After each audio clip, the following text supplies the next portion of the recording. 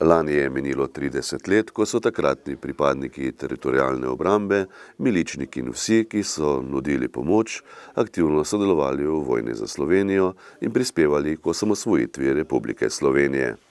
V ta namen je vlada izdelala spominsko medaljo.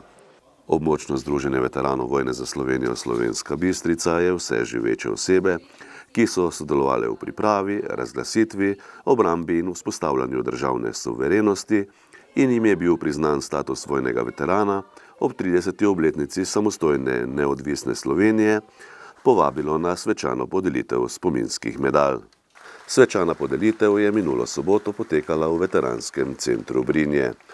Po pozdravu predsednika območnega združenja veteranov vojne za Slovenijo Slovenska Bistrica Mirana Krušiča je zbrane nagovoril župan občine Slovenska Bistrica dr. Ivan Žagar.